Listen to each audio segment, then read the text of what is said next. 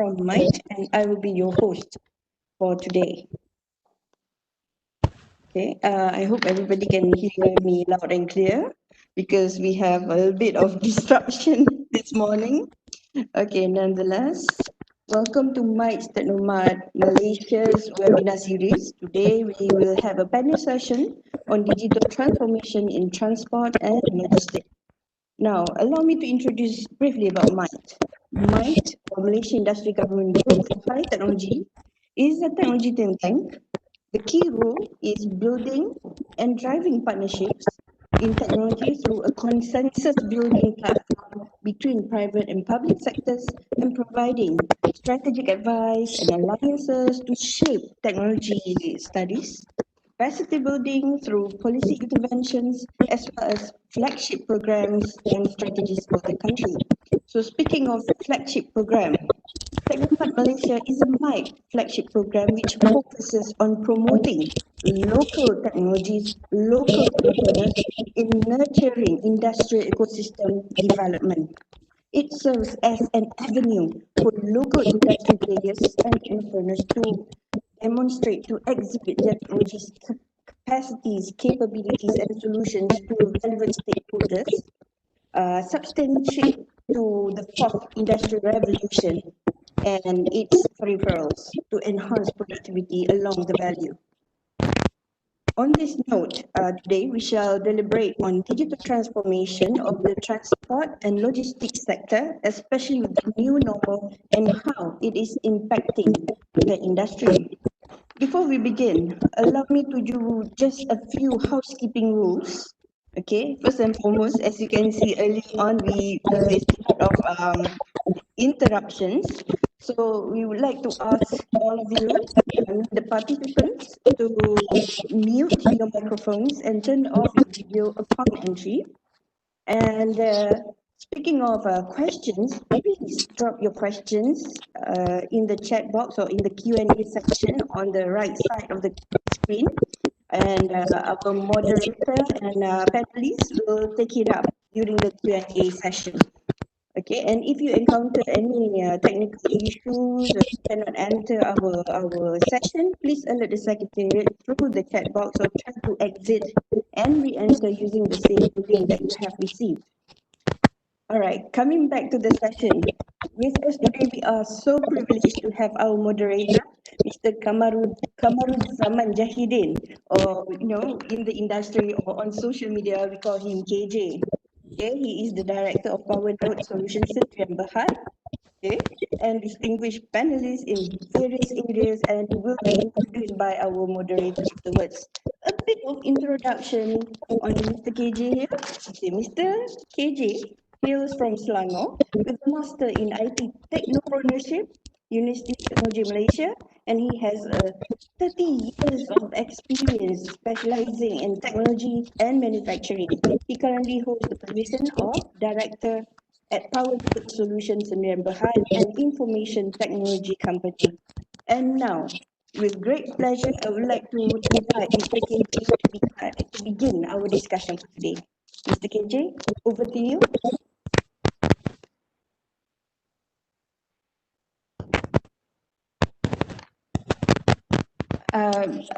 Mr. KJ, we cannot hear you.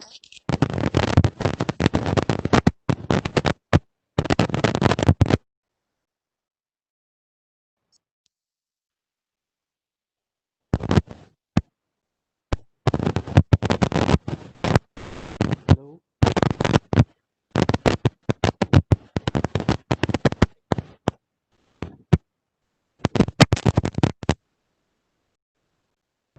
Okay, good morning. Can you hear me, Farah? Yes. All right. Can you hear me, everyone?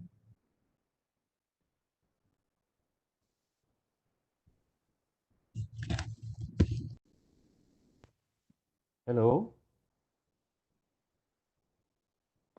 Yes, we can hear you. Okay, thank you, thank you. All right. Sorry for the interruption just now. So thank you, Farah. Thank you for a kind introduction. Good morning. Assalamualaikum warahmatullahi wabarakatuh. A very pleasant Friday morning. Salam sejahtera, everybody. And very good morning to all the panelists. Glad to be here. Thank you again, Mike, for inviting me as a moderator. And what we have today, actually, we have a very strong panelist to discuss more on the digital transformation in transportations and also logistics issues. And we have with us is Mr. Harjit Sama from Lux Research. We have Encik Hanif Ghazali from Daya Maju Infrastructures Asia Sedia Berhad. We have yang berbahagia Datuk Dr. Muhammad Amin, Chartered Fellow of the Chartered Institute of Logistics and Transportation. And we have Encik Hisham Razuli Halim from Dream Age Sdn Berhad. So today webinar is a very interesting subject because I've been traveling a lot, so I need to know what is the transportation emerging towards technology, and we know that our population will be increased soon by the year 2040 to at least 46.1 millions by the National Physical Plan, third National Physical Plan. And then, of course, the numbers of vehicles will be increasing very tremendously by that time. And transport is is a very challenging issue, and managing customer expectation is very critical at the moment. And also, technology will enable services which will be revolutionize the way we experience personal transport. Is what we have now. We have a lot of changings of transportation medium. We have, and then we are facing providing solution to urban density because most of the population will be staying in the urban area basically, and we are expecting about 88% of the urban will be staying in the urban area. So as you see my slide, can you go to the first slide back? Thank you. All right, yes. So the purpose of pain due to COVID is not to make us suffer, but yet to make us to move into action. And we have a very wide available technologies, and yet being developed another few more technologies coming soon in the Industry 4.0 revolution, Industry 4.0. Okay, so my first phrase: never waste a crisis. It will make us better, basically. All right. So can you go for the next slide? All right, then you can see the revolution back in 1940s before our Independence Day. We are going to celebrate our Independence Day very soon. In 1940, we have 4.8 millions, and then we are using this kind of transportation. Next, please.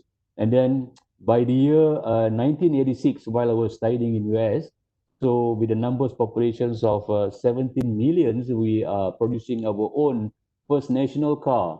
We be proud of it. And then now and what we're expecting in 2040, by populations of 46.1 or maybe 46, 47 millions, we are we are actually developing, or maybe we're thinking of autonomous car. All right, so these are the technology revolution that happens in the transportation industries at the moment, and yet logistic also will be affected of this increase of population, also in emerging of technology. All right, when you talk about transformation, next, there are a few process or maybe a few types of so-called transformation. Okay, so the first what we have types of transformation is the process transformation, and then we are talking about business model transformation, and then we are talking about domain transformation, and finally we are talking about cultural organization transformation.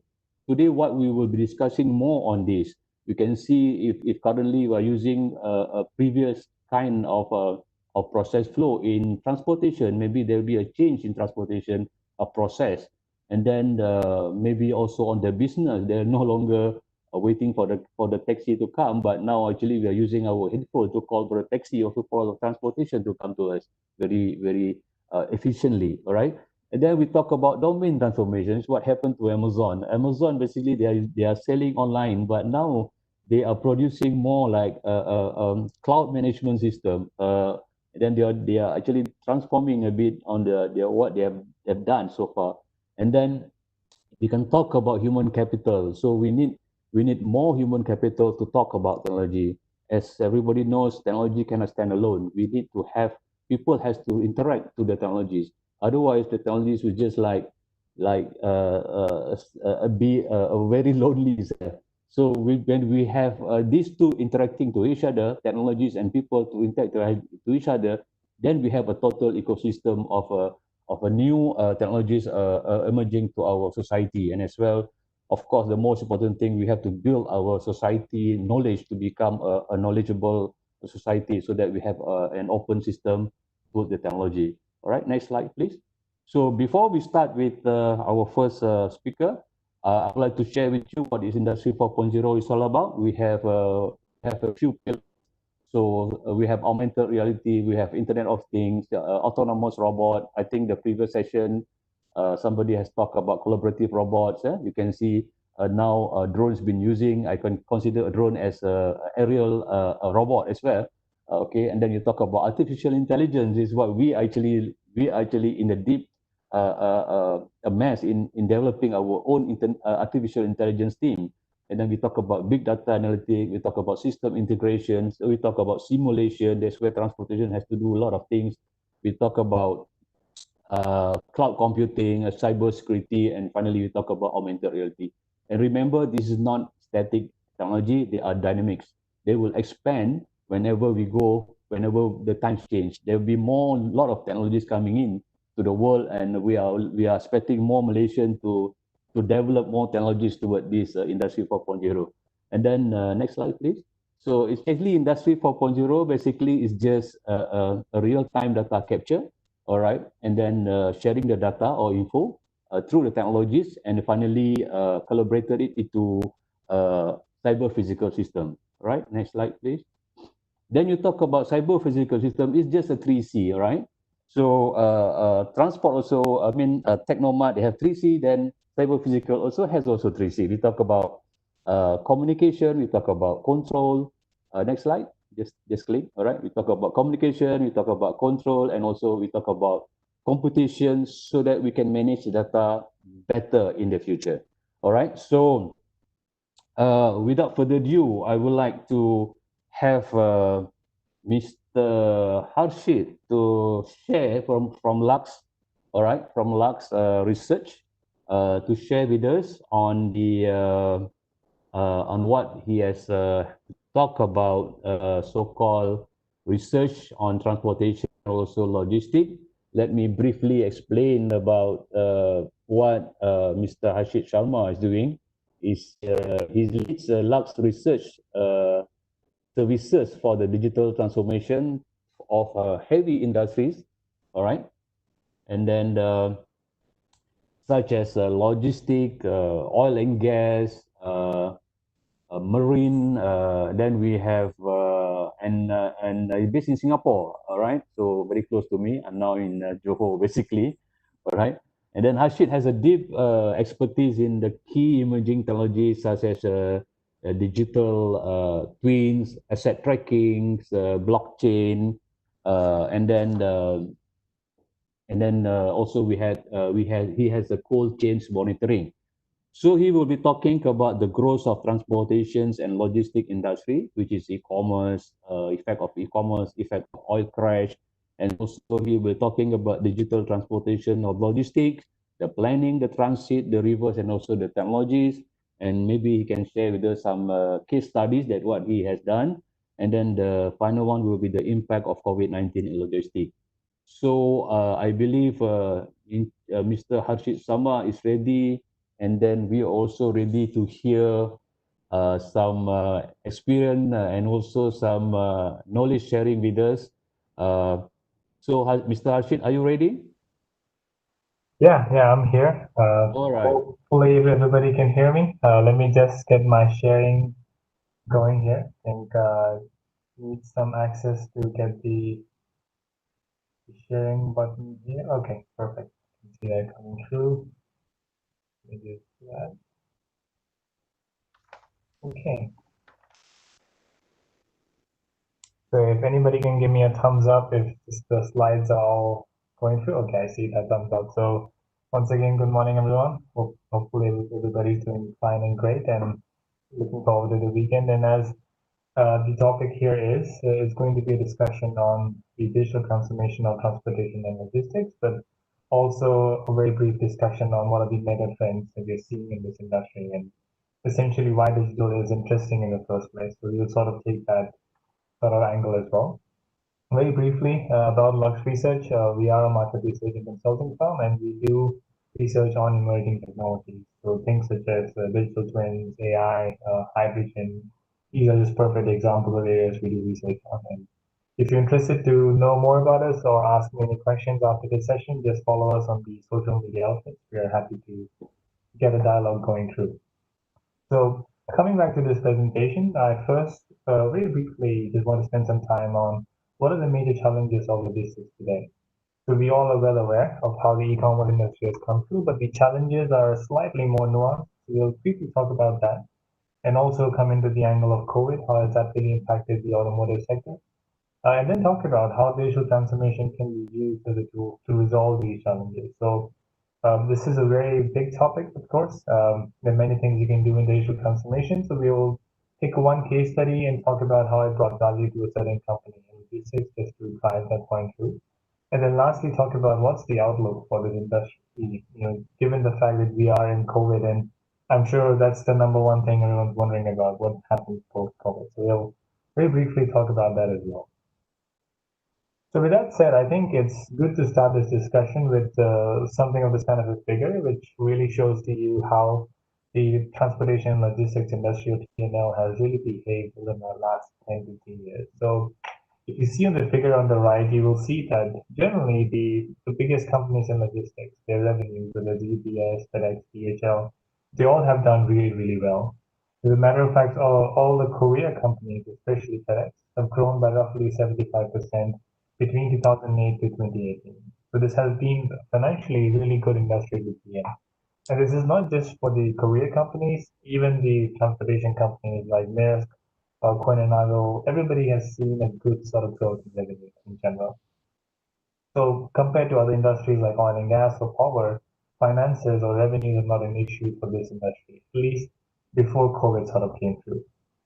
Now, there were three reasons which really drove this good growth in this industry. Very briefly, the first one is trade globalization. More and more countries are now part of the trade across the world. Supply chains are highly decentralized today. For example, China entered the WTO in 2001. So after that, most supply chains across the world today have become highly decentralized. Digital consumers, that's something we all are familiar with. More and more people today buy things online. That has made more access to people when it comes to buying more goods, and that has increased the business for logistics. And then very interestingly, it's also the oil prices. So since 2014, or like roughly late 2014, oil prices have been really, really low. They continue to stay in that sort of bracket, and that has really benefited the operational costs for logistics in general, especially for aviation, where like aviation fuel has been really cheap in the last 5 or 6 years. If we take a deeper look into all of these sort of trends, you will see that while they have been great drivers for success, they've also created their own issues. So globalization, while it's great that you have an end customer sitting in Malaysia and your part is manufactured in the US, you have customers across the world, but it creates a big problem in visibility. So across supply chain networks, it's really hard to understand where your part right now is, who is the main person accountable for it, why was a certain shipping delay happening, what kind of risks you're going to face when a certain part is being supplied across the world. So this kind of information, which really helps in keeping supply chains and logistics moving forward, is very difficult at this point in time. If you see on the figure on the right, only 13% of people who were interviewed by KPMG for this survey actually said they have full visibility of their parts across the supply chain. More often than not, people don't have a clue where exactly the part is moving, who exactly is owning it, what things of that nature. Now, similarly, when we talk about digital consumers, while it's great that more and more business has come through, you can see in the figure on the right that even in 2016 itself, the online purchasing hit 1.2 trillion, and now we are roughly in 2020. This figure can easily hit 1.5 trillion for that matter. So APAC especially has seen roughly 35% growth rate across the year. That is a very, very high growth rate for online purchasing. So while this is great, it's also created this big problem of agility for logistics because the end consumer, when it comes to digital consumers, are really, really different in the expectations. So back in the day, you might expect 2 weeks for a certain part to be shipped, even a month for that part to be shipped. Today, people are expecting things to reach their doorsteps in 2 to 4 days. So the entire industry, including last mile delivery, marine, air freight, whatever it is, this has to move faster to make sure the end customer is satisfied. And then lastly, when we spoke of the oil prices, an interesting trend here last we observed is that the air cargo industry grew like crazy because of the drop in oil prices. So in fact, 2017 was the highest year for air cargo. It grew at 10%, which was a record in that industry. And even Boeing said that if oil prices remain stagnant, then air cargo will grow at 5% every year because of how low the operational cost is. If you see on the figure on the right, what's really happening is that people want to send their shipments faster, and therefore they're going for air freight. But air freight is heavily carbon intense. It's almost 400 times more carbon intense than a normal haulage truck, for that matter. So the way things stand today right now is that almost all courier companies, all logistics companies are suffering with carbon emissions. They want to do whatever they can to reduce their emissions as part of the global fight against climate change as well. So there's DHL, anyone like that. Everybody is trying to reduce their emissions at least by 50% or 70% over the next 5 or 10 years. So you can see that the three mega trends that really help drive the revenues in T&L have also made their own challenges. With issues with visibility, tracking your parts, being sure who's accountable, agility, delivering products in 2 to 4 days, and making sure the emissions are also low at this point in time. And on top of all of this, we have suddenly hit a pandemic, which has really impacted trade across the world. So if you see this analysis from the World Trade Organization, they're expecting at least 70% drop in shipments across the world. And even in a most optimistic scenario, you're at least looking at a 40% drop in trade over the course of next 2 years. And recovery will only come in 2021. So you have these three main challenges, but now suddenly you also are losing business and you have to do whatever you can to stay most efficient across the world. And this kind of trends have also impacted the auto industry. For example, across the world, automakers have suffered intensely under this financial pressure. So companies like Ford and Toyota have shut down plants in Asia and India for that matter. Most of the US factories for these companies have been highly idle. Speaking of Malaysia, the new car sales dropped by 99.7% in April. This was a really, really big number, and I'm sure people won't be surprised given the fact how lockdowns happened in the developed world. So we are seeing that automakers across the world are suffering because of COVID. That's also a subset of how logistics is also getting impacted from COVID-19 as well. But at the same time, what we're observing is that the growth of electric vehicles, which is really pushed from climate change, is still going through, at least from a point of view of regulation. So, whether central governments across the world, let's say in the US, state governments, or the EU for that matter, local governments, whether you're seeing European cities like Brussels, Paris, Amsterdam, or just the consumers' behavior that hey, we should do something to reduce emissions, and there's this new thing starting as flight shaming when someone takes air travel for anything because it creates emissions as well. So what we are seeing is that even though automakers are suffering, the government pushes are still around for actually making sure the EVs continue to develop and become more robust when people start buying cars. So that's one of the things we're seeing as well is that if you look at sort of the market in China, which is by far the biggest electric vehicle market across the world, the quarterly sales of plug-in vehicles has continued to grow. There has been no sort of issues, at least in Q1 so far. 2018 was a peak for electric vehicles, but despite the dip in 2019, things have been on the upward trend in general. So overall, we are seeing that the main issues for logistics are, of course, in visibility, agility, and also the sustainability side of things. And COVID has made operations just a lot more difficult in general. So how can digital transformation really help in resolving these issues? To understand that, we first have to really see what digital transformation is in the first place. Now, there are various ways of defining it. We look at digital transformation essentially as a tool to transform your business to whatever the end outcome you're going for in general. And there's six sort of core outcomes you can achieve by applying digital transformation. Now, digital transformation is going to be a combination of use cases, applications, which I'll speak of later as well, and the technology. So you can choose any technology you want to achieve the end core outcome. So the six things you can do in digital transformation is to uncover invisible insights, see some new information coming out, predict the future, like in predictive maintenance, optimize certain parameters, upskill your humans, your staff, make information just accessible across the board, and lastly, automate certain tasks, whatever it is. Now, when it comes to logistics, many different use cases are being discussed here as well. So if you break down the industry into planning side of things, the actual transit and the reverse logistics as well, you will see various use cases already being used. Forecasting, scenario optimization, asset monitoring, autonomous operations. All of these use cases are agnostic to an industry and they're being applied in logistics as well. On the right side, you can see a bunch of technologies that are being used from all the way from autonomous vehicles to digital twins. All of them are being applied in this industry as well. So the combination of either of these two things will create value for somebody in the logistics industry. So just to really emphasize on this point further, let's take one use case here and talk about how it actually is bringing value, what the main sort of players coming through here at this moment in time. So let's talk about autonomous operations that's sort of in alignment with the logistics and also the auto industry. And when it comes to the transportation and logistics industry, the main use of autonomy is going to be in trucking, of also in port operations and in offshore marine and shipping environments as well. And the main reason why it's interesting for logistics is the labor shortage and safety issues. So there is, with each year on year, a shortage of drivers that's happening across the world. And safety of these people is also an issue the industry is facing. And when you move towards the shipping side, the marine side of things, it's also about reducing your crew size, making sure you have a lower operational cost, whatever the case on these sort of vessels. Now, there are many companies active here. Companies like Outrider are making autonomous yachts altogether that can be used in warehouses or ports. Wärtsilä is making autonomous tugboats. Tesla is a big player in autonomous trucks in general. So there are many people right now working on these solutions. But one case study that's really interesting for Lux and we would like to talk of today is this collaboration between QSimple and UPS. So DuSimple is a startup from the United States who's focused a lot on the software stack of autonomous vehicles.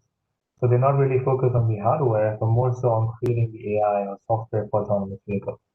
So UPS had two sort of main challenges they were looking at in their business for long distance haulage, reducing the emissions and making sure the driver is a lot more safer because of safety issues in general. So when they partnered with uSimple, they actually gave them trucks that already had the sensors in place. They already had the LiDARs, they already had the gyroscope, all the sensing systems in place. And what uSimple did is that they fused all this data to create a 3D map of all the information. So using this 3D map, the AI uSimple has created can actually do some sort of automation and decision making. So when I say that is that this AI doesn't control the truck directly. What it is doing is that it's making sure certain decisions in steering, acceleration, braking, all these sort of aspects of driving can be augmented for the driver. So the driver is still going to make the final decision, but the AI sort of helps them in doing certain small aspects of driving in general. So this kind of automation has helped in driver safety, happiness, fuel efficiency in general. And this entire pilot was a great success because after the pilot, UPS actually bought a stake into the company in 2019. And so why it's interesting for Lux is because this case study sort of highlights that full autonomy is probably 5 or 10 years, maybe 15 years down the line. But what's interesting is incremental sort of autonomy, which we call as task automation. So that alone can bring lots of value to logistics companies. And this is where people should start, as opposed to trying to have a completely autonomous truck altogether. So that's an example of how digital use cases and technologies can bring value in logistics. And of course, there's a big discussion altogether as to how each challenge can be resolved by digital. So just to really wrap this conversation today, let's also talk about COVID. So how do we see this industry evolving beyond COVID-19? Now, there are many sort of assumptions and sort of frameworks that are going around here. We'll do our best to sort of take a stab here as well. And the first thing I would like to call out that when it comes to the aspect of autonomy and electrification, what we have seen so far is that both these industries are going to suffer with a dynamic shock. So when we say dynamic shock, you can see in the figure on the right, in the near term, COVID-19 will create a highly negative impact on them. But with time, things should go back to normal.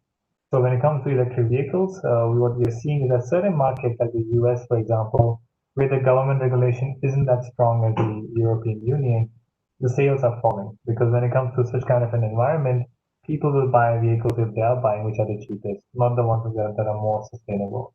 And similarly, in the autonomy side of things, all the trials that were happening for autonomous vehicles have been halted. Similarly, because of social distancing, even though we see that being a good factor, but right now no one's really going and testing these vehicles. And also there's less traffic on the road, so there's less information you could really collect and make sure your AI is more compatible. And this analysis sort of also reflects what we have seen in industry. Many companies have suffered. So GM's self-driving startup Cruise laid off 8% of its people. Ford has postponed its autonomous vehicle service altogether to 2022. And companies like Zoox have suffered a lot, and they're in talks of being acquired by tech giants such as Amazon. So generally, it's not been a great year for autonomy for these startups in COVID-19 in general. Now, likewise, digital technologies will have a really good, persistent positive shock in logistics in general. When we say persistent shock, what it means is that in the near term, there's a highly positive impact for digital technologies because of COVID, and it will stay there. And why we see that is because once people start using these digital technologies, they'll realize how valuable they are, and then there's no going back in the 5 or 10 years ahead. For example, if all the staff start wearing wearables to make sure social distancing is happening, the temperatures can be monitored, contact tracing can be done, and once you deploy that kind of hardware or infrastructure, then things won't really go back. So digital technologies will see a great sort of positive impact, and this should continue going forward. And again, we have seen this happening in the industry. So this is an example of two giants coming together, FedEx and Microsoft, sort of partnering together for digital transformation in May this year. And they also launched their first product for logistics visibility called FedEx Surround. So these partnerships are happening regardless of COVID-19 in general. And then lastly, one sort of element of the industry, which is around fuels. What we have seen is that new, really innovative fuels for transportation, whether it's in marine or whether it's in automotive as well, like hydrogen, are actually going to get a positive impact in the long term as well because of COVID-19. While synthetic fuels, and I think Malaysia is a big producer of biofuels, what we are seeing is that it's going to suffer heavily because of COVID-19. Because in the near term, oil prices are going to be so low that no one's going to be interested in buying synthetic fuel. But by the time things recover, renewable sources like hydrogen, for that matter, will become just more interesting, and all the EVs will grow in that. So overall, COVID-19 is going to have a good impact on digital transformation, and people are starting to start using more and more of these digital technologies. So again, a good example of what we're seeing in the industry is that more and more governments and cities are actually looking forward to ban diesel and gasoline even more because of COVID-19. So for example, in the UK, the plan was to ban all of these fuels by 2040, but not actually thinking of 2035 because due to COVID-19, they actually feel it's a lot more easier to implement such kind of bans as opposed to, whatever the world was before COVID-19. So with that said, thank you very much for being a great audience. I hope this was informative, and I look forward to Q&A going forward.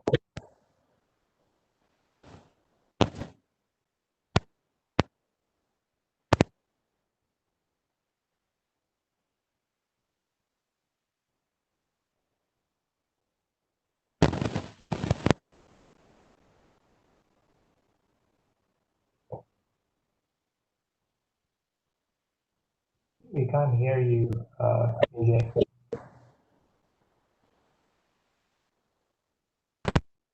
Can hear?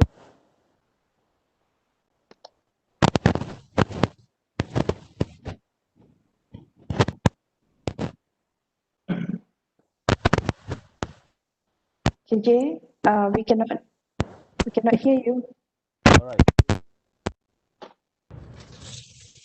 Can you hear me? Okay. Oh, Cool. okay. All right. So I see a lot of a good sharing insight from Mr. Harshit Sharma, and I positively see the growth of in the logistic business as well, even though there's a COVID-19 impact and also some fuel crisis issues. And I also see growth in electrical vehicles with EV, and I believe Malaysia is starting to put a lot of stations EV in a few petrol station and also in some public area. And I'm looking forward maybe in the future that Malaysia will go into this EV because the numbers of population in Malaysia will be very, very increasing. I mean, very improving on the population, and most of them are staying in the urban area. And the most important point that I see to move further in this logistic and transportation business is the collaboration. So today we have a few panelists to talk about these issues. And thanks again, Mr. Ashish Sabah. We'll be back to you on the few questions. And next we have Mr.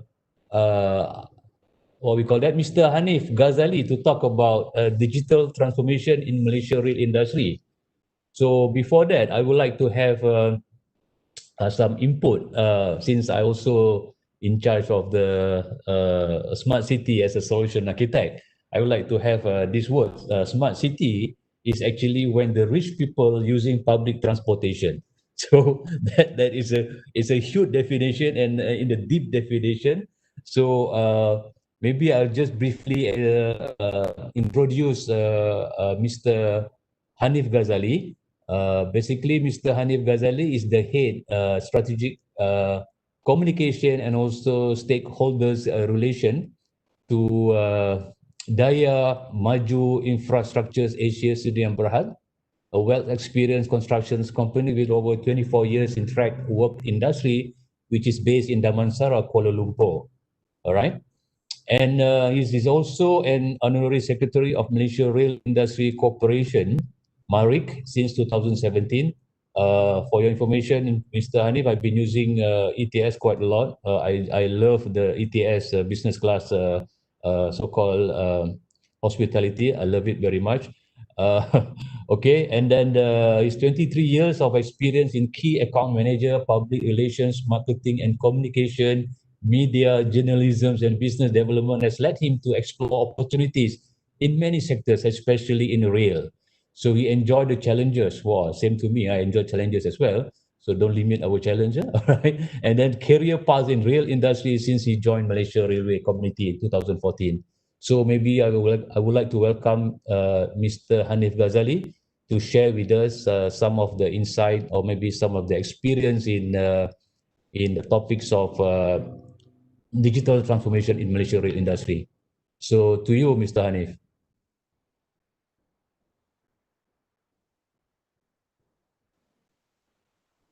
Well, Assalamualaikum, salam sejahtera, and a very good morning. Assalam. Mr. Moderator, KJ, the fellow panelists, and the organizer, Mike. I hope you're all okay today in this very bright morning. I like your quote earlier, Mr. KJ. When everyone rides public transportation, then only we are considered a rich nation. That is a very good quote.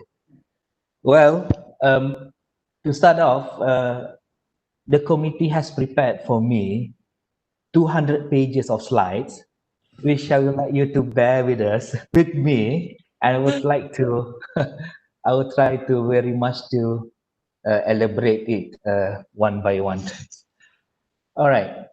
I remember in your slide, Mr. KJ, you show to us the transformation of transport, where before World War II, after World War II, when we have Proton Saga in the year 1984, and then your expectation to have autonomous vehicle in the year 2013. Okay, well, let me brief to you about the transformation about rail transport. It was brought in by the British in the year 1885 to connect the tin mines in Port Well towards the mines area in northern side of Perak. From 1880 until before World War II, we used steam loco, and after the independence of Malaysia at that time, the 1957, we still maintain with the steam loco only after 1960 when we changed to diesel loco. Electrification came in the year 1985 when the government that time, thinking to connect 3 million population in Klang Valley with a very safe and efficient public transport. And this is where we have this electrification. Now, railway known as commuter services. That was in the year 1985. In the year 1995, 10 years after that, the government embarked on another big initiative to introduce the LRT and monorail. It came simultaneously, LRT Kelana Jaya and Ampang line together with the monorail. So that connects the northwest and the northeast side of the Klang Valley. And the transformation of the rail, beginning from the diesel towards electric, and electric maybe for the future, people say we will have the autonomous mode, hyperloop, and all those rest, are much more depending on the government policy and incentives for the people. It is very much of a government orientation. When we have a demand by the people, then only we will have the railway line. For example, we now have the term like transit-oriented development, where when there's a train station, there will be a new growth of development, the condominiums, the apartments, the new township. So rail leads the way. I don't want to brag a lot about rail, but we are kind of like sharing the competencies together between the railway and the highway. In fact, in the telecommunication, we both provide telecommunication in the broad network of fiber optics. In the highway, we have fiber optics, and also in the railway, also we have the fiber optics. So, coming back to my first slide, which was not done by me, by the committee. So the digital transformation can be defined as the acceleration of business activities, processes, and competencies in a very strategic and prioritized way. Why I saying this? It is because in today's time, people talk about how technology can bring every competencies together. We talk about seamless journey. We talk about colorless journey. We talk about last mile connectivity. All those cannot work without a proper engagement, without a proper marriage with the digitalization.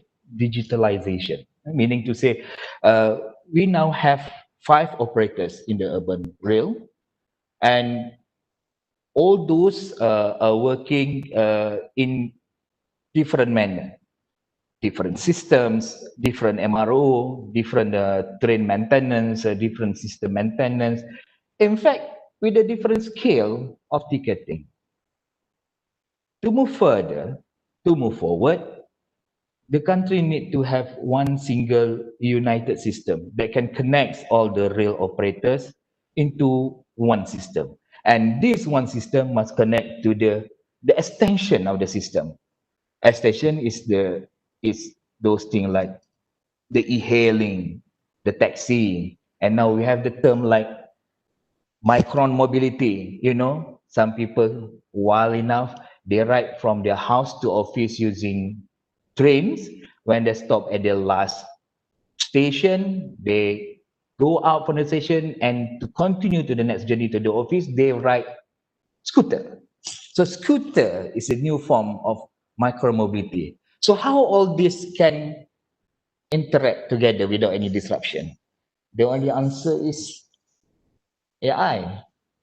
With a good AI, with a strong fundamental of AI, the intelligence, it can bring all these different owner and different mode of investment together.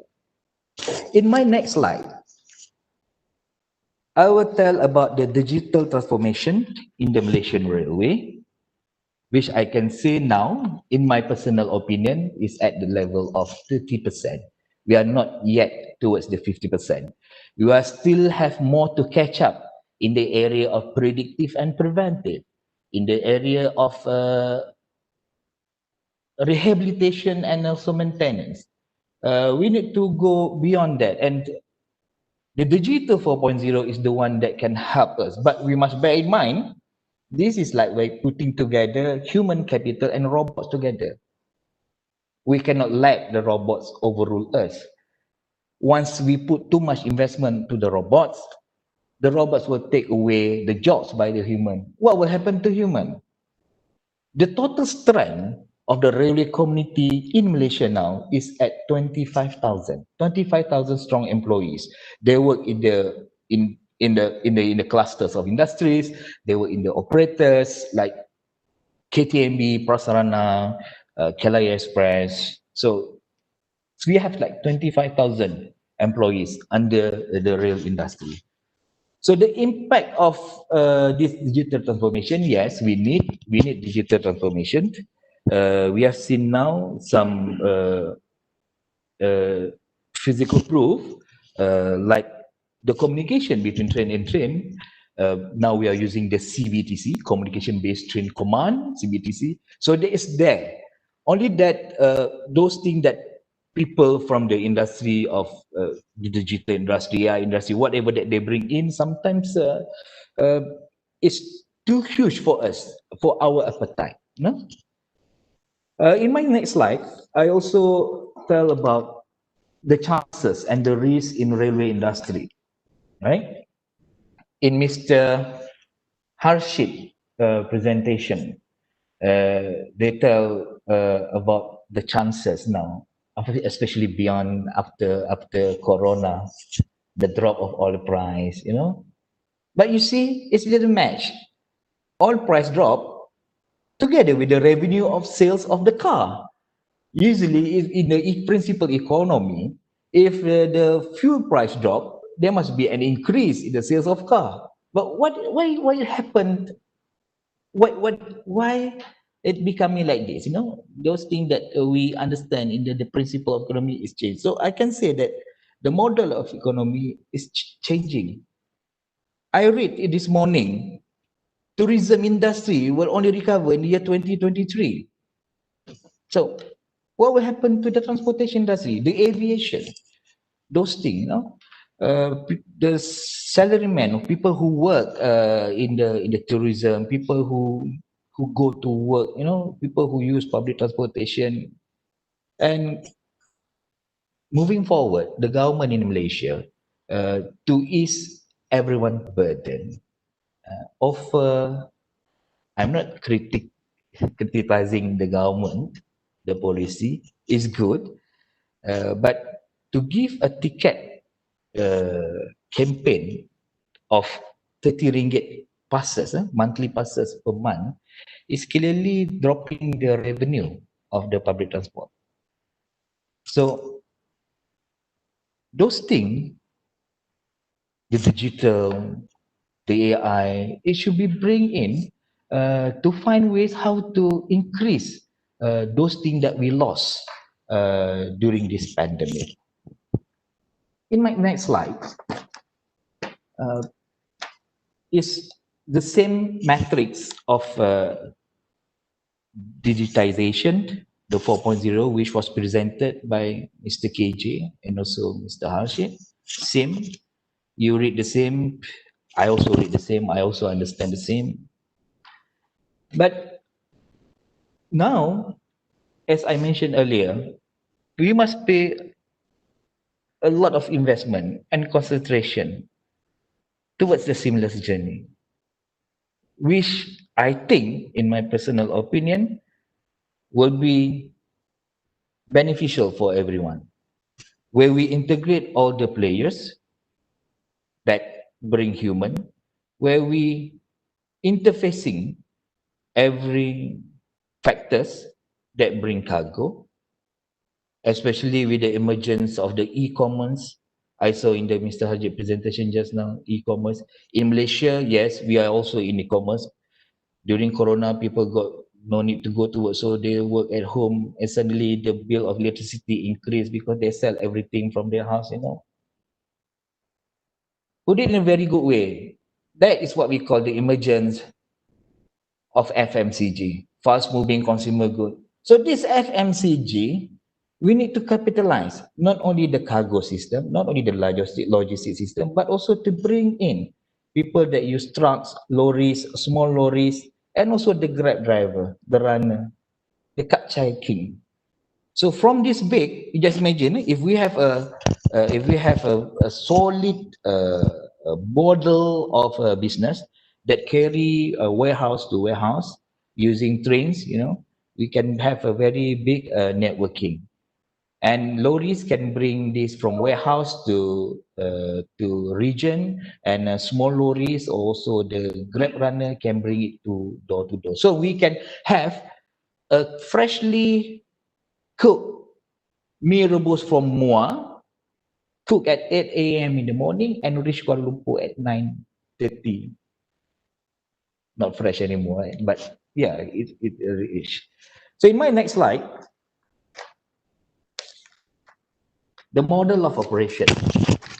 So in this model of operation, like I always mention, we need to find a way to integrate the railway to find a synergy. The railway positioning to carry to ferry human to bring cargoes. So we need to find the synergy. The benefits of the digitization, uh, of course, is a value for business. And for the operator side, from the industry player side, we can we can explore for port to port connectivity.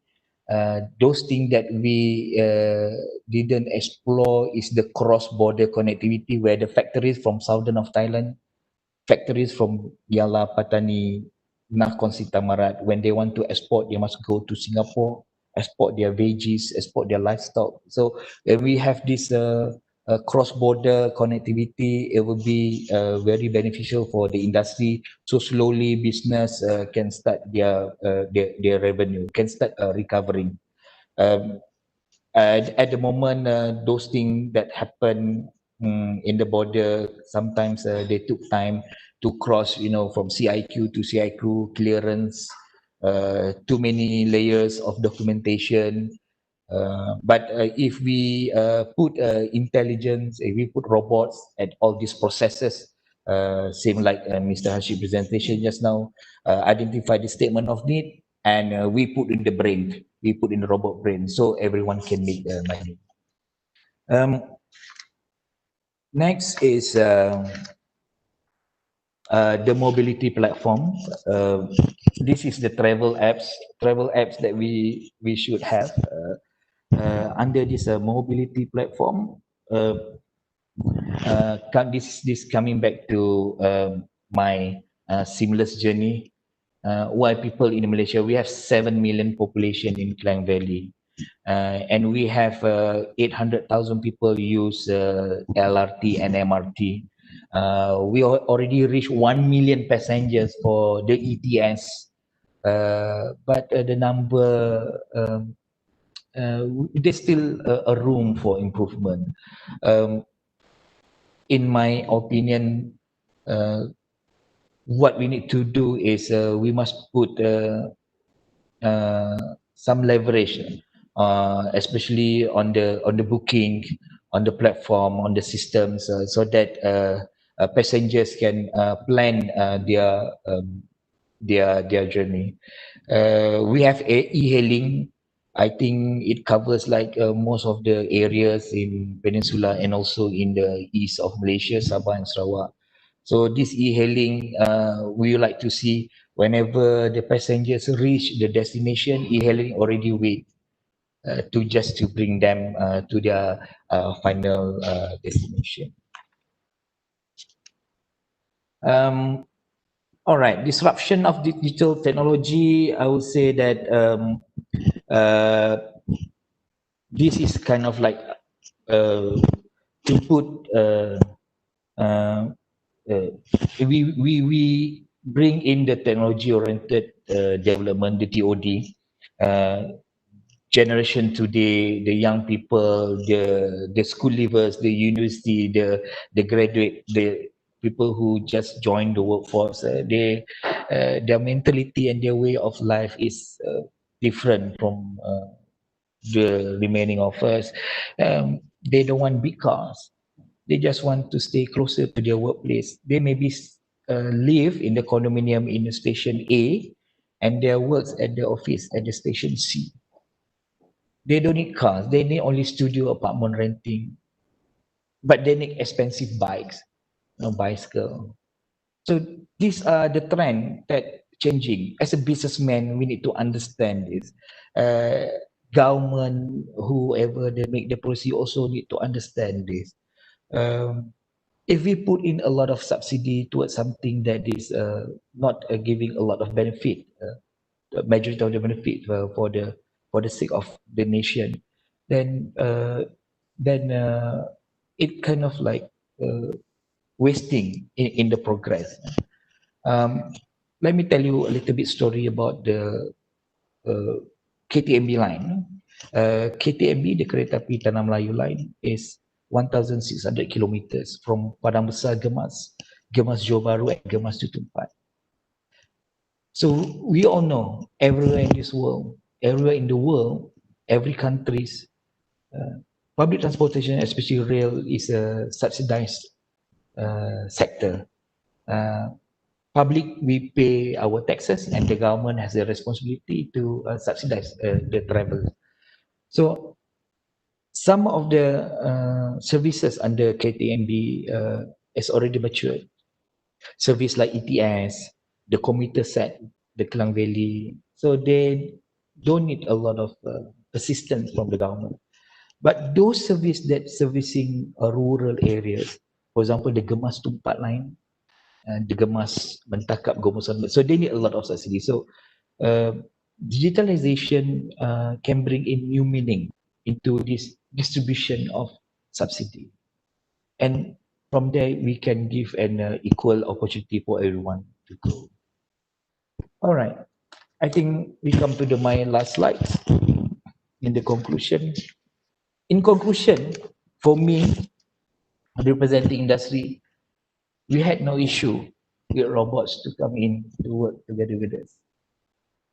We coexist. We should coexist together in this trouble time. In this trouble time post Corona, where economy is slowing down and challenge for everyone, um, we must work. But we must know that there is a lot of new opportunity, new economy that we can embark together. Uh, Perhaps we can talk more about this in the Q&A later on. So with that, I conclude my simple presentation, and over to you, Mr. KJ. Thank you. Thank you. Thank you, Encik Hanif. Anyone can hear me? Yes. All right, thank you. All right, Hanif, a very nice insight and sharing. I like your words, one single system.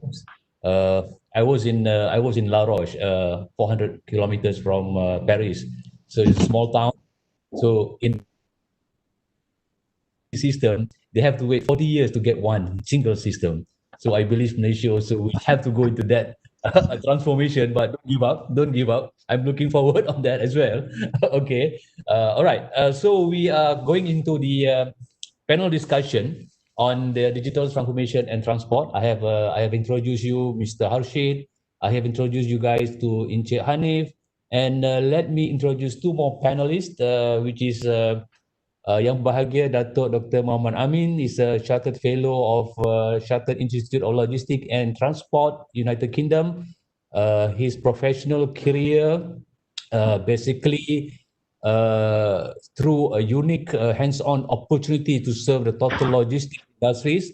So we like to know more on the logistic issues after this with Datuk.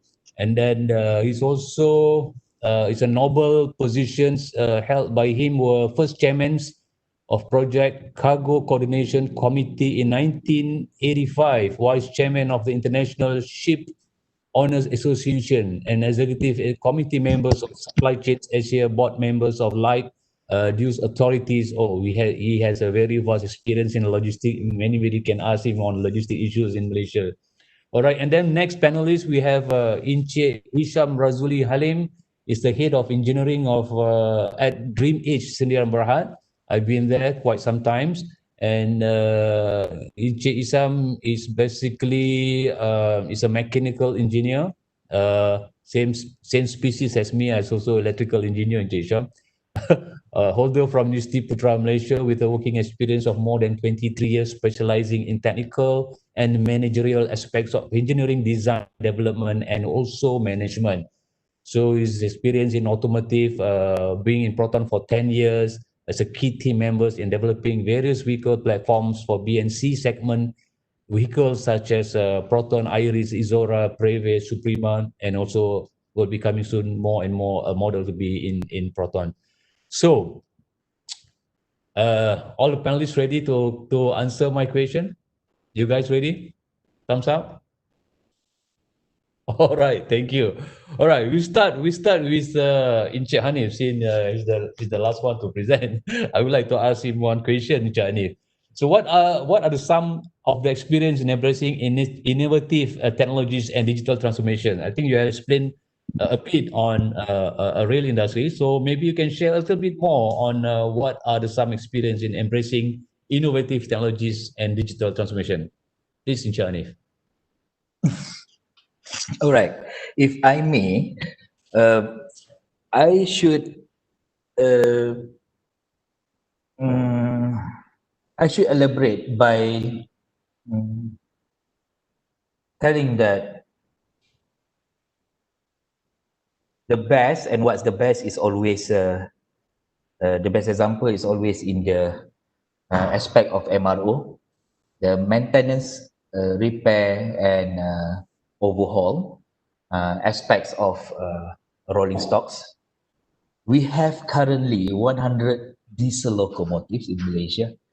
We have 200 electric trains from 3-car set, 6-car set, the main line and also LRT and also MRT, and uh, 2,000 numbers of wagons that comes in multiple, in many forms, like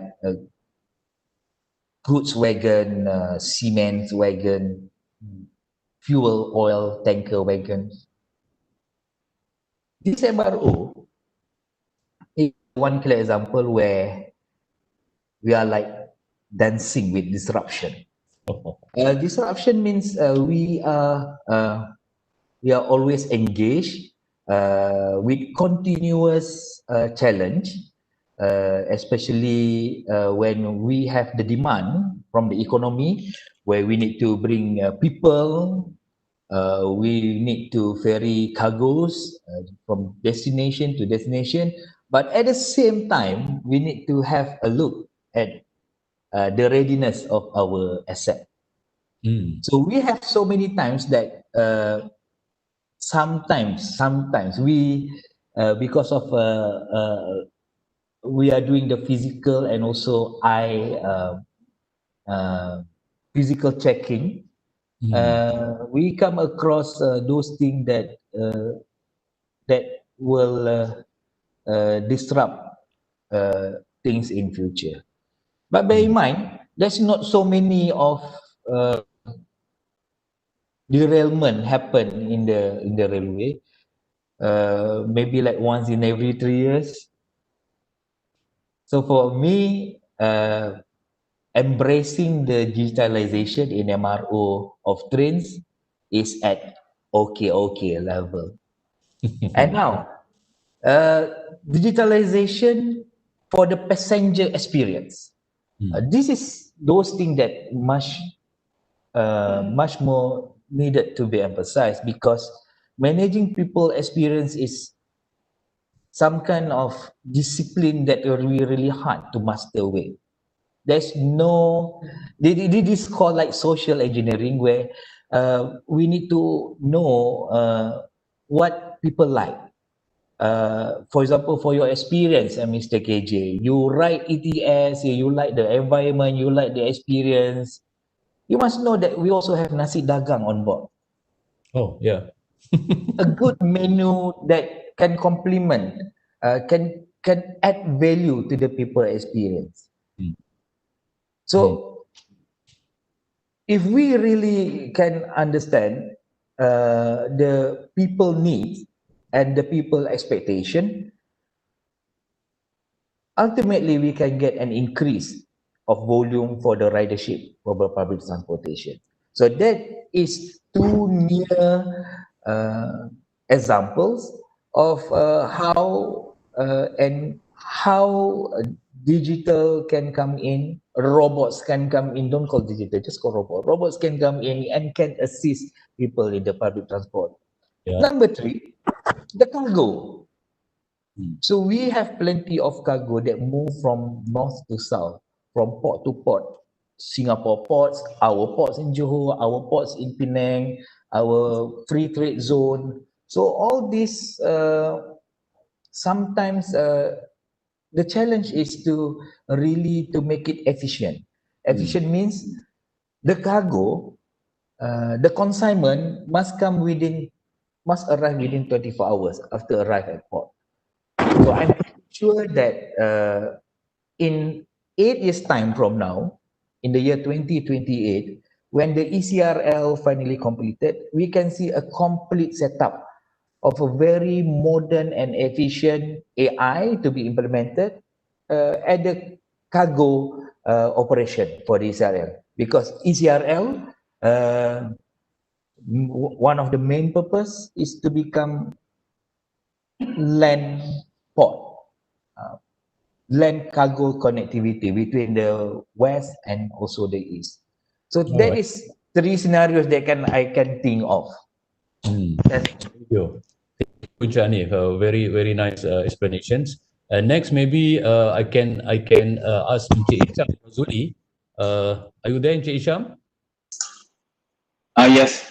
All right, thank you, Encik Isham. So I think you have a vast experience in automotive industries, and now also you are developing some of the new forms of like automotive gadgets or maybe automotive technologies. So how can this digital transformation be adopted effectively in some organization? Can you explain, Encik Isham? Okay. Assalamualaikum. Very good morning. Thank you for inviting me. Thank you,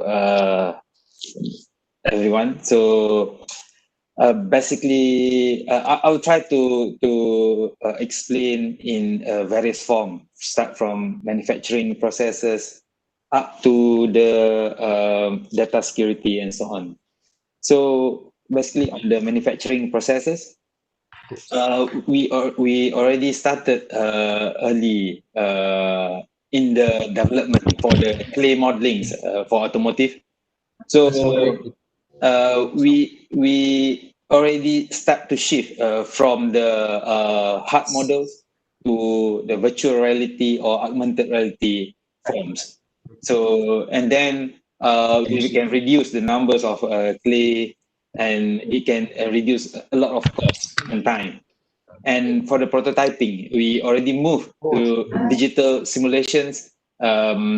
We already adopted the additive manufacturing, 3D printing, and so on. And Elon Musk already used 3D printing component to build their craft SpaceX, sent to the space.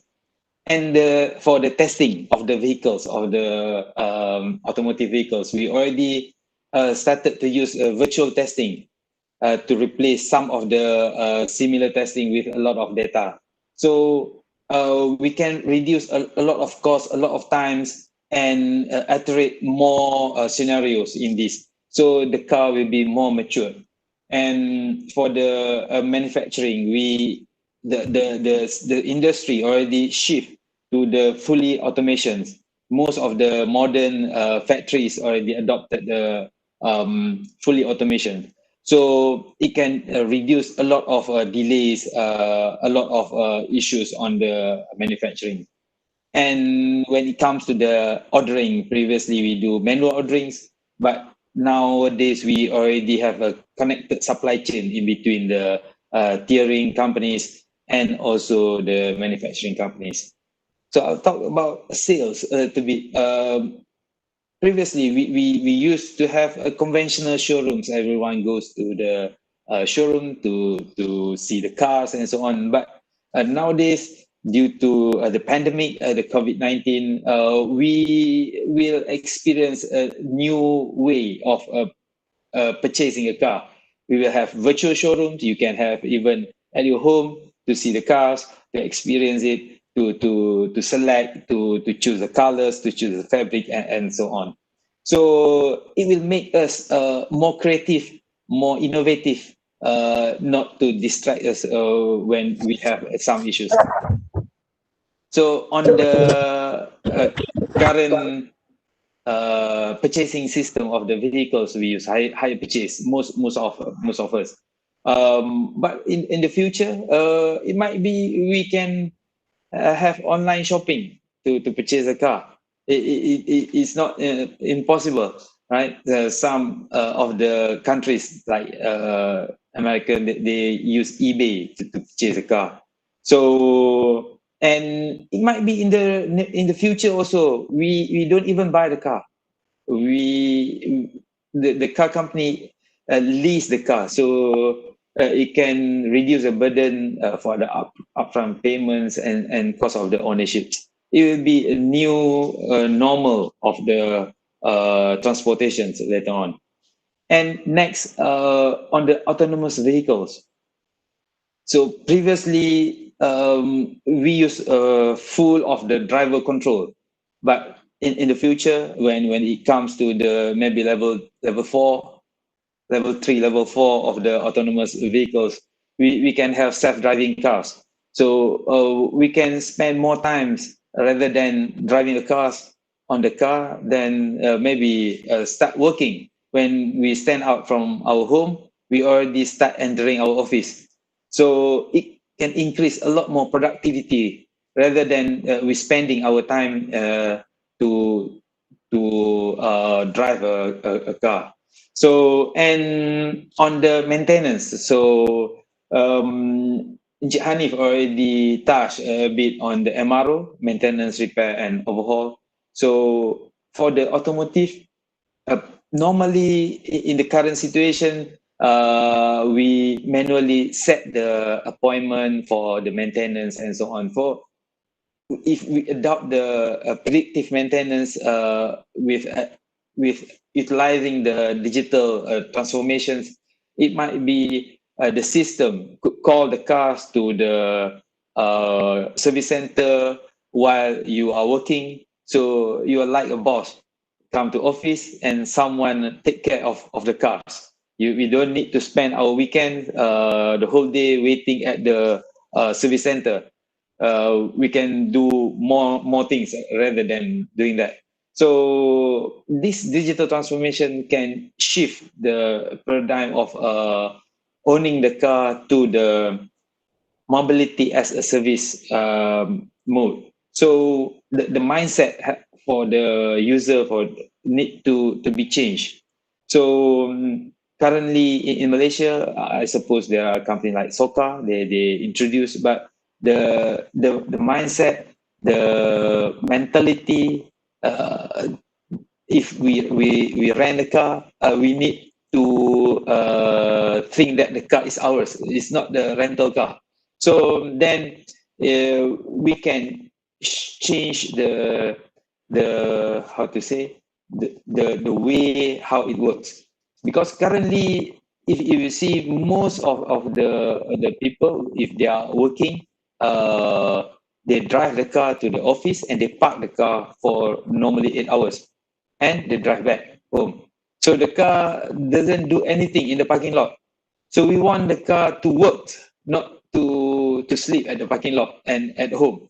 So it is better that we can share the car with the car sharing platforms and so on.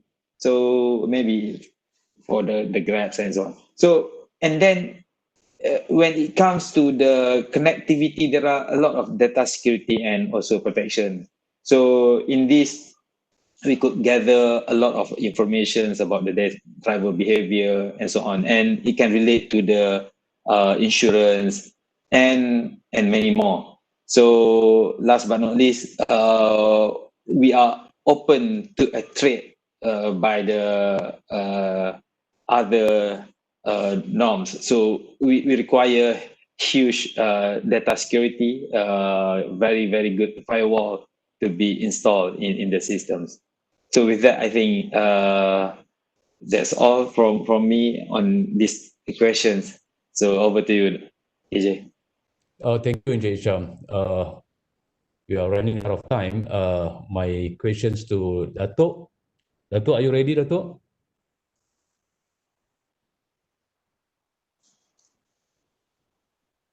Can't hear you, Dato'. Maybe can on the line, I mean the microphone. Oh, right. Now I can hear you. Okay. So, Dato', I would like to know more about logistics. I think I give you two questions in a row. Maybe you can answer the rest of the questions that I will post it to you. Number one is, what is the current situation with with the local logistics service providers, and how important is for them to advance into the new economic phase? Number one question. And then number two question, basically more than 80% of the players in the logistic industry comprises SME. And I know SMEs in Malaysia, we have 970,000 available SMEs in Malaysia. So do you think the SME capable of adapting these new technologies? So to you, Dato'. Okay. Thank you, KJ. Okay. Unfortunately, we have very short time. Let me see if I can compress all this quickly. Number one, I think we all are aware, especially today, the importance of logistics and transportation in our everyday life, in the entire economy. You name any industry, you need to have logistics support, whether it's medical, whether it's manufacturing, whether it's shipping, whatever, the logistics support is there. But beyond that, you have what you call supply chain, which is linking the entire world. Okay, the current problem in our country and many third world countries is that we are still, the service providers, the logistics service providers are still very basic in nature. When you ask them what is their job, they say, my job is to move products or people from point A to point B, depending on where they want me to send, where to pick up, you know. But today, things are different. Everything has changed completely.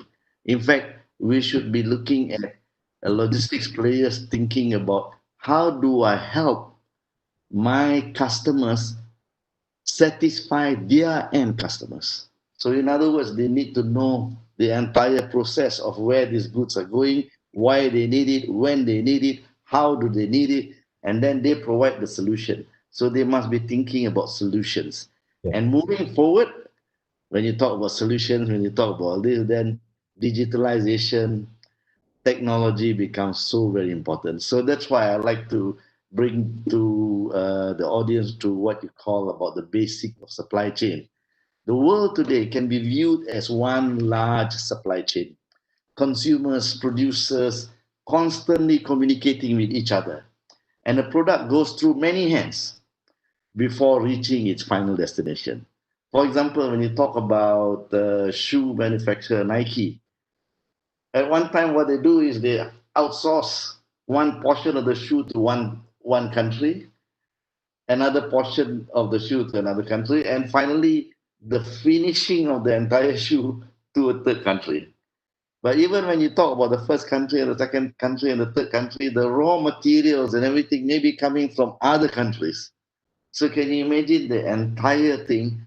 So supply chain management is something like when you go and watch an orchestra, you have the piano, you have the violin operator, you have everything. But how do you make sure that it moves properly and properly so that you hear nice music? So you need a good orchestrator, conductor. So a good logistics service provider providing solution must become like that orchestra, the conductor for the orchestra. So in recent years, supply chains have increased in importance across many industries as management recognize that the supply chain is the channel for delivery of its products to its customers. In most product-oriented companies, the total supply chain management cost which covers processors, plan, source, deliver, return, percentage of sales revenue ranges from 50% to almost 70%. So therefore, the importance of this, in short, supply chain is a major strategic asset. Now, having talked about all this, what do we do if you understand? How do logistics players come into this? Logistics players are in the middle of all these things. So how do they provide that kind of service to customers? Do the customer have to think about all this? They don't even know. All they know is they place an order, it comes to them. But in the process of how that product was manufactured, how it was sourced, how it was everything, it goes through many steps. So therefore, understanding the concept of supply chain, which started sometime in the early 1990s or the late 85 or so, it's a system of organization, people, activities, information flow, and resources involved in moving a product or service from supplier to customer. And in the course of this operation, the business is exposed at multiple points across its stages of supply chain. So now people are saying business don't compete, supply chains compete. How do you do that? Therefore, the importance of IT technology becomes even more, understandable. So are we ready for this revolution? Is the industry ready for this revolution? Firstly, as you asked just now, KJ, we have so many SMEs.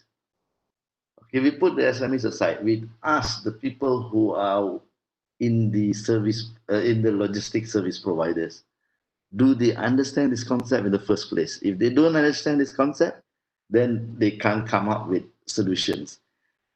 When they talk about digitalization, oh yes, we are digitalized. We have computer there. We get the information, we transfer it into computer.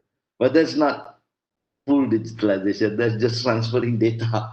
But digitalization means a seamless connectivity, and then AI will come in and it will translate into what next step to do and things like this.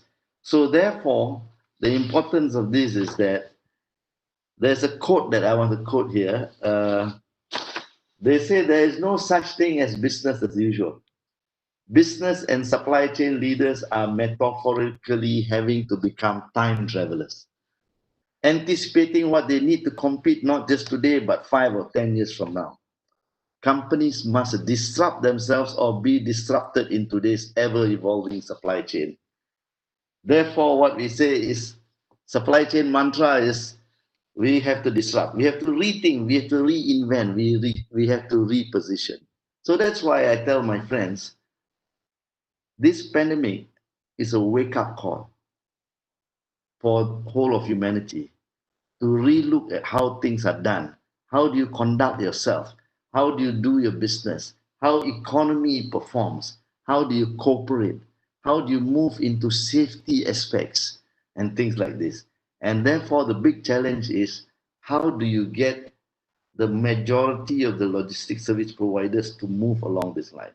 Maybe today you may have 10% of the logistics service providers in this country that are in that mood or capable of moving and steering themselves towards providing this kind of services hinge on technology. But what about the 90%? How do you do this? So this is where we have to get the various parties involved to come in and see how we can transform. Many years ago, the government have decided that the logistics service companies, too many of them, they're so disrupted, they should converge and they should look into clusters and create something. Because at the end of the day, whatever cluster you perform, you are just a small hinge into a huge ecosystem. You understand what I'm saying? So looks like you may have to have at least 2 or 3 other sessions in order to look at how to move the service providers to be able to provide the kind of services that will meet world standards today and tomorrow. Thank you so much. Thank you. Thank you, Dato'. very brief one, but very impactful for me. Okay, I'm looking forward on the logistic issues. I'm hoping that the drone will take place some logistic issues in the future in Malaysia very soon. Yeah. All right. And then we have additional time. Basically, then maybe I can ask a few questions, or maybe one question to Mr. Harshit. Mr. Harshit, are you ready?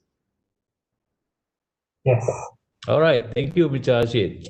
So you see that COVID-19, so we call it pandemics, may not be the only threat. So when you talk about digitalization, the myth of digitalizations in most people saying there are few, and one of them is about cybersecurity. So how basically we are dealing with cybersecurity in terms of digital transformation in transportation and also logistics. So maybe can you share a few things before we wrap up? Yeah, I think it's certainly the more you digitize, the more you're vulnerable to security threats. Especially like cybersecurity is a lot more linked to your IT infrastructure, but there is a growing issue with your IoT security. So in the more you digitize your assets, the trucks, shipping, whatever be the case, the more IoT devices you have, the more IoT security issues will come through. I think so far what we are seeing is that people are trying to adopt. Really, this is more less of a technology issue, more of a process-driven or like best practice issue. So how do you make sure that you are following the right protocols, the right infrastructure, which is more compatible towards any attacks that are happening through. So this is something that will be fixed when the industry comes together and starts creating some sort of a collaboration around just like best practices for IT security. So we seen this happening in other industries. For example, like I think if you look at the petrochemicals industry, it's quite common for them to come together and just think of ways to have more common IoT security platforms in general. But I think this is not really happening in logistics right now. So I think that would be where I feel like the next step would be. Once you have built your IoT infrastructure, can the industry come together and start discussing the issue of cybersecurity in general? I'm not sure if it's going to happen, but I think that's one area where I think that could be solution line for us. Thank you, Rashid. We have one question from the floor. Maybe Dato, are you there, Dato? Okay, can you mute? All right, thank you, Dato. So there's question from the floor saying that would new logistic players benefit from having a niche in a specific supply chain? Maybe you can just answer a very brief one because we are running out of time. I know, yeah. Okay, I think opportunities are there always. The question is what you want to do and how well prepared are you to meet the requirements of customers. So they cannot be coming to the industry and saying that I have this, if you want, you come here. You have to understand what you want to do, who are you serving, how are you going to serve, and what are your packages. You have to ensure that the service goes properly. Thank you. All right, thank you, Dato. So I can thank you again for all the panelists for sharing your thoughts and insight and also experience. I learned a lot, and I hope the participant, the attendees also learns a lot from this very short but also in very impactful webinar. And I would just like to wrap up. I believe that digitalization will give us one, alert, second, predicts, and also prevent from what we are doing wrongs to become more better in the future. And then I will so wrap up that the digital transformation and logistic issues, we need to focus more on the customer experience. We need to focus more on the smart transport system where they are integrated to each other. And then we are talking about predictive asset. We are talking about revenue opportunities, as what Mr. Rashid has said in the earlier session. And I strongly believe that digital technologies will allow any organization to improve their efficiency and profitability. So that's wrap up our discussion today. And back to you, Farah.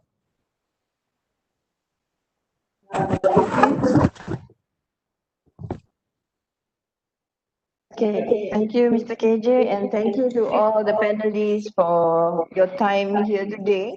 Okay, and first and foremost, on behalf of the Secretariat, I would like to truly apologize for the technical situation that we faced earlier. So it's going back to what Dato' Amin has mentioned just now. It's either we disrupt ourselves or be disrupted. Yeah. So it's a very relevant situation right now. But anyways, just in case, for those of you who joined halfway through or not able to catch up with the discussion, no worries. Please follow my Malaysia YouTube channel, and we have the recording of this session will be live. Will be available soon, because it's also concurrent ad live on YouTube channel. So please catch us there. Subscribe to Mike Malaysia YouTube, Facebook, Instagram, and so forth. So we are available online. And with that, thank you once again to all of our panelists, moderator for a very fruitful discussion. And we hope everybody benefit from this discussion. So with that, we'd like to end our session for today and look forward to meet all of you again. Please follow our website, our Twitter, Instagram, and Facebook for more news on our webinar series. Thank you, and hope you have a productive day ahead. Thank you. Thank you. Bye-bye, everybody. Bye. Bye.